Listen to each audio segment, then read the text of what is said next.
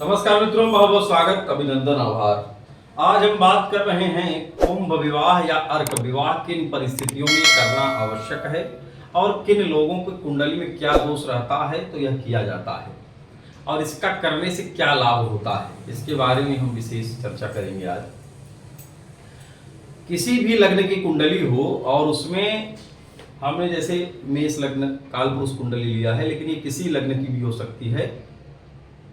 उस लग्न में प्रथम भाव, चतुर्थ से 7वां, 8वां और 12वां, इन भावों में मंगल बैठने पर मांगलिक दोष कहा जाता है।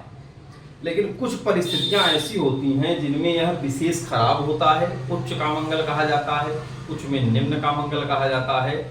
तो ऐसी कौन कौन सी परिस्थितियां हैं जिसमें यह आवश्यक ही है कि अगर पुरुष है तो उसको द्विभार्या योग कहते हैं, विधुर योग, और स्त्री है तो उसको वैधव्य योग कहा जाता है, द्विवर योग, अर्थात 2 बार उसका वर का चयन करना।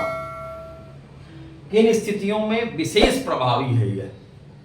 जब मंगल, पहली स्थिति मंगल मांगलिक दोष में हो और नीच राशि में विराजमान हो। जैसे यह स्थिति देख रहे हैं, चतुर्थ भाव में मंगल कर्क राशि में विराजमान है, तो यह मंगल का बृहद खराब रूप है यह, अर्थात यह सारे सुखों का नाश कर रहा है। यहाँ पर चतुर्थ भाव अर्थात सुख, और सारे सुखों को ही जब मंगल अशुभ प्रदान कर रहा है, इसका मतलब है कि जो व्यक्ति गृहस्थ जीवन का जो समय जीता है वह अपने उमंग सुख वह उसको नहीं प्राप्त हो रहा है। तो ऐसी स्थिति में उसमें विवाद उत्पन्न होता है।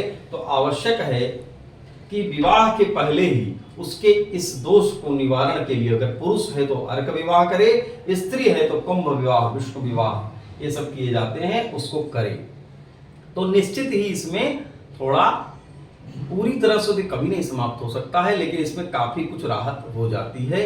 स्थिति जो एकदम टूटने की या भयावह जो स्थिति है उसमें कमी आती है।